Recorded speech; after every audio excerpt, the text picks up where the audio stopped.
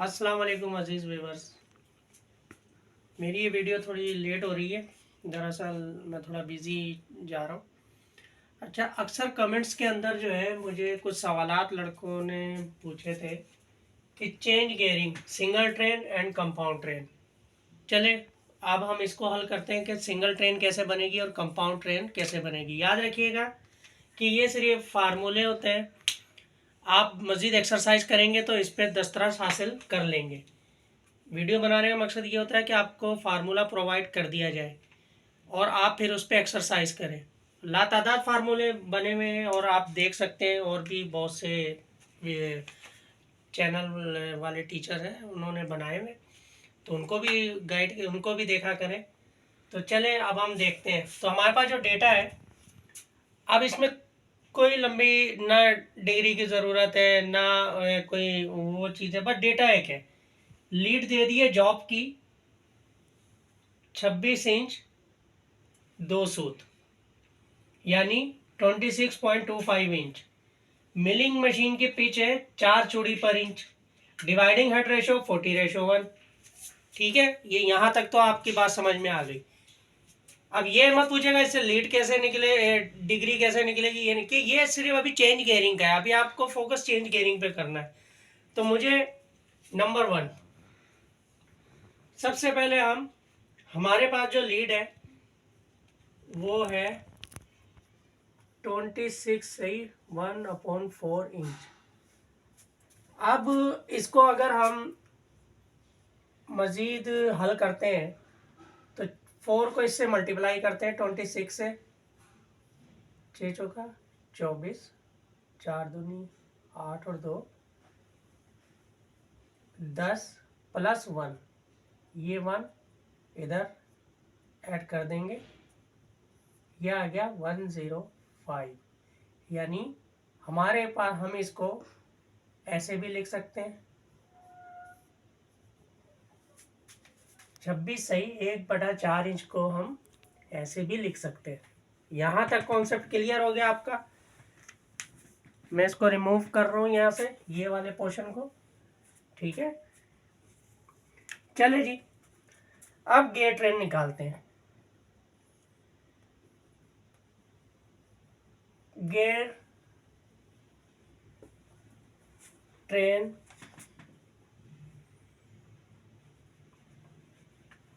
चले जी रेशियो। अच्छा, अब देखें मिलिंग मशीन की पिच कितनी है 1/4 इंच। डिवाइडिंग हेड का रेशियो कितना है 40। ये 1 नहीं लगाइएगा। अच्छा जी, और ये रकम डिवाइडेड बाई 4। ये देखने मैं किस तरीके से लिख रहा हूँ।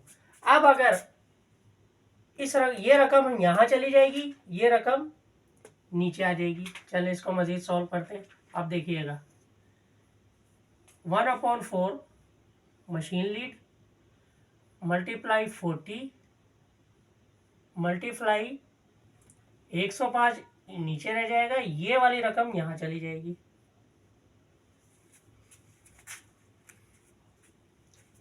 ठीक है, अब देखें 4 1 दा 4, 5 8 दा 40, 5 2 दा 10, 5 1 दा 1। ये जब इसको सॉल्व करा तो ये रेशियो हमारे पास कोई इस टाइप का आ गया रेशियो। अगर हम इसको सॉल्व करेंगे तो बेसिकली गियर ट्रेन तो हमने इसी तरीके से ही निकालनी है। तो हम इसको फ्रैक्शन में इसमें ऐसे हमने लिख दिया बटे की सूरत में। अब आपको Z1 जो है, अब Z1 देखें, ये 8 तीत, Z2 21 तीत, यानी ये 8 तीत वाला गियर मिलिंग पर लगता है और लगेगा, और Z2 जो है वो डिवाइडिंग हेड पर लगेगा। लेकिन 8 टीथ का गियर होता नहीं है, बना सकते हैं लेकिन नहीं होता, कम से कम 24 से शुरू होता है ये। अच्छा जी, और Z2 21 का। अब ये दोनों गियर अवेलेबल नहीं होते, तो सिंगल ट्रेन हम बनाते हैं सबसे पहले। Number 3, single train. ये है हमारे पास वैल्यू 8/21। अब देखें, अगर ऊपर वाले रकम को मैं 3 से मल्टीप्लाई करता हूं तो नीचे वाली रकम को भी मैं 3 से मल्टीप्लाई करूंगा।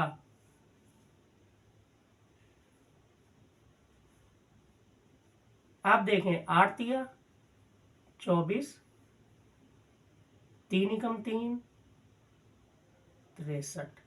यानी ये सिंगल ट्रेन के अंदर हम ये वाला गियर जरूर लगा सकते हैं कि Z1 लीड स्क्रू के ऊपर मशीन की 24 का तीत लगेगा और 63 गियर का जो गियर है ये डिवाइडिंग हेड के वर्म पे लगेगा। लेकिन अभी तो ये सिंगल ट्रेन है, हमें चाहिए अब इसके 4 गियरों में, यानी डबल गियर ट्रेन चाहिए। तो मैं देखें ये हिस्सा मैं रिमूव करता हूँ, ये एज इट इज लिखा रहेगा ताकि आपको एक चीज़ पता लगे कि, तो मैं देखें ये हिस्सा मैं रिमूव करता हूँ, ये एज इट इज लिखा रहेगा ताकि आपको एक चीज़ पता लगे कि ये Z1 है क्या और ये Z2। ठीक है ना, क्योंकि बाद में इसको पड़ताल भी करनी है। यहाँ मैं लिख देता हूँ and check the gear lead. ठीक है, ये तो हो गई सिंगल ट्रेन। अब मैं आऊँगा डबल ट्रेन की तरफ। इसी को डबल ट्रेन हमने करना है। किस तरीके से चलेगी? ठीक है, देखिए मैंने रिमूव कर दिया। अब ये गियर ट्रेन तो हमने यूज़ नहीं करनी, अब हमने डबल गियर ट्रेन मालूम करनी है। तो ये 8/21 को मैं ऐसे ही ऊपर लिख लूँगा। अब इसको 2 फैक्टरों में मैंने चेंज करना है, 2 जो ज़बी दोनों ही बटे में होंगी। 8 को अगर हम देखते हैं तो 4 से मल्टीप्लाई करूँगा तो यही 8 आएगा। एक फैक्टर मेरा ये हो गया, एक चीज़ ये हो गई। अच्छा जी, अब इसको भी देखते हैं। 7 को इससे मल्टीप्लाई करूँगा यही वैल्यू आएगी, 4 को इससे मल्टीप्लाई करूँगा यही वैल्यू आएगी। तो पहला हिस्सा जो है वो तो कंप्लीट है कि Z1 Z2। अब हम इसको बराबर करते हैं। याद रखिएगा कि जिस हिस्से से ऊपर मल्टीप्लाई करना है उसी से नीचे मल्टीप्लाई करना है। अब पहले तो हम ये 2/3 को यानी Z1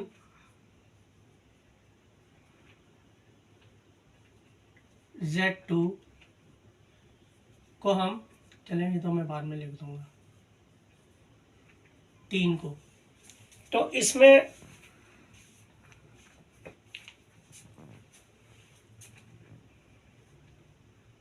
कौन से अदद को ज़रब दिया जाए कि कम से कम, आपको पता है 24 का तीत होता है, 24 से तीत कम से कम डिवाइडिंग हेड के साथ अवेलेबल होते हैं। उसके बाद तो फिर लातादाद है, एक एक के फ़र्क से आप 200-300 तक भी आप बना के रख सकते हैं। तो कौन सा ऐसा टेबल पढ़ूँ मैं कि ये 24 आ जाए? तो डेफिनेटली 12 का टेबल मैं 2 तक पढ़ूंगा तो 24 आ जाएगा। जब 12 का टेबल 2 तक पढ़ूंगा तो 12 का टेबल मुझे 3 तक भी पढ़ना है। ऐसा नहीं होगा कि 12 का टेबल यहाँ पढ़ दिया मैंने, यहाँ 13 कर दिया, तो सारी कैलकुलेशन गलत हो जाएगी। तो Z1 हमारे पास क्या आ गया? 24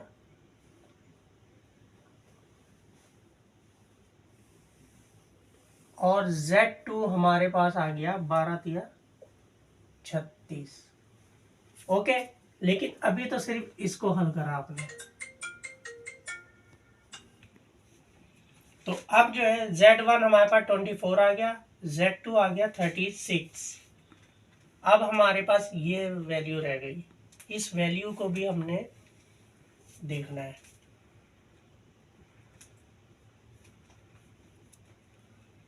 Z3 Z4 4। अब 4 का टेबल हम कहाँ तक पढ़ेंगे, हमारे पास जो गियर अवेलेबल है वो आ जाए। चले जी, मैं 8 का टेबल 4 तक पढ़ता हूँ, 9 का भी आप पढ़ सकते हैं अगर जो 63 का आपके पास गियर है, लेकिन मैं जो कि मेरे पास जो गियर अवेलेबल है वो स्टैंडर्ड साइजेस में है, स्टैंडर्ड नंबरिंग में है। तो 8 का टेबल मैं 4 तक पढ़ूंगा, तो फिर मुझे 8 का टेबल 7 तक भी पढ़ना है, 32 और 56। तो हमारे पास आ गया Z1 बराबर है 24, Z2 आ गया हमारे पास 36, Z3 हमारे पास आ गया 32, Z4 हमारे पास आ गया 56। ये आ गया हमारे पास मशीन लीड स्क्रू पर। ये आ गया फर्स्ट, नीचे से आप ऊपर उठा रहे हैं ना गियर को, फर्स्ट स्टड पर। ये आ गया हमारे पास सेकेंड स्टड पर। ये हमारे पास आ गया DIVIDING, डिवाइडिंग हेड। ठीक है। अच्छा, चले जी, गियर भी आपने सिलेक्ट कर लिए। अब इसको वेरीफाई करना है कि आया कि जो गियर ट्रेन आपने सिलेक्ट ये करी है, इसको जब हम चेक किस तरह की से चेक करें कि यही लीड आनी चाहिए, यही लीड आनी चाहिए।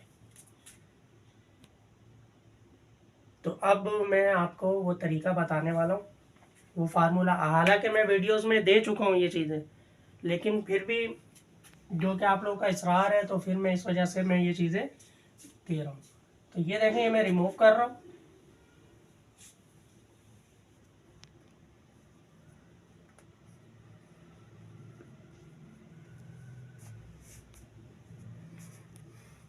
देखें जी, अब गेयर ट्रेन को इसको चेक करना है, तो इसका फार्मूला लिख लें कि इनको जब हल किया जाएगा, इन गेयर्स को आपस में, तो किस तरह किया जाएगा। ये देखें, मैं लिख रहा हूँ Z2 मल्टीप्लाई Z, लिख रहा हूँ Z2 मल्टीप्लाई Z4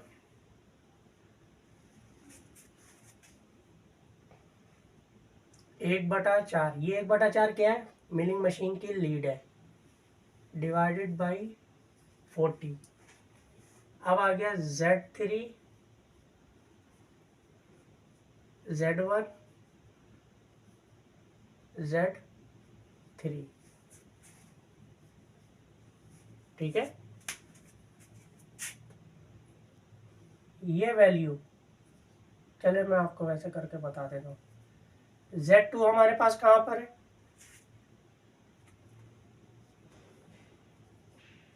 36। Z4 हमारा क्या है, 56। 1/4 मशीन का लीड स्क्रू, ये डिवाइडिंग हेड का रेशो।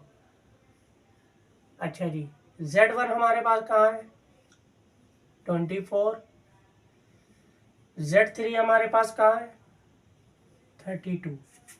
ठीक है। 4 1 4। ओके, लेकिन अभी भी कट रहा है। 2 5 10, 2 1 2,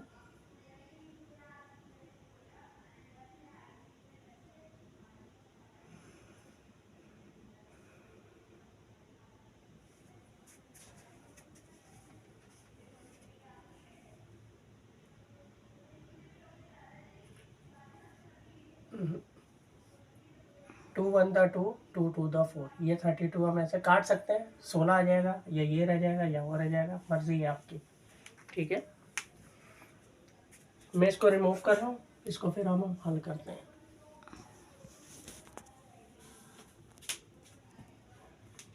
चलेगी, इसको हल करते हैं।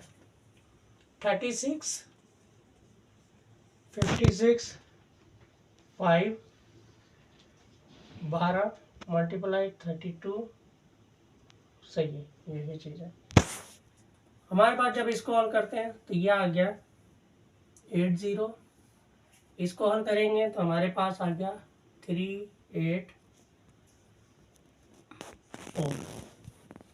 अब जब हम इसको अंदर रख के इससे तकसीम करेंगे तो हमारे पास आंसर आएगा 26.25 इंच। यही वैल्यू आ गई।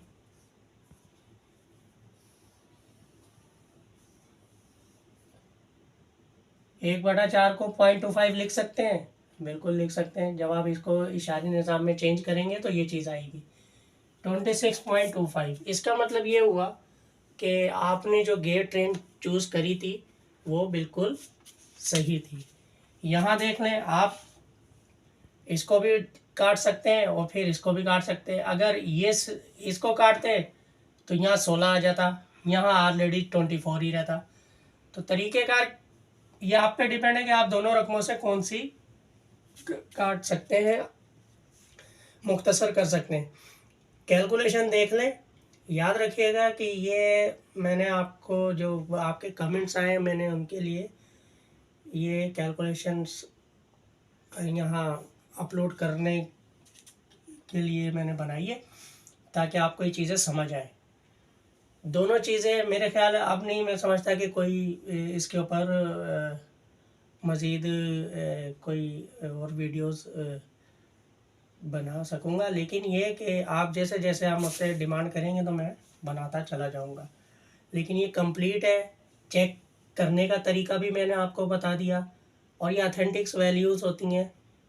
आप अच्छे से जब तक एक्सरसाइज नहीं करोगे चीज़ वैल्यू समझ नहीं आएगी। और लेट वीडियो बनाने के लिए माजरत। तो इसके साथ ही शाहीन निसार को इजाज़त दीजिए। अल्लाह हाफिज़।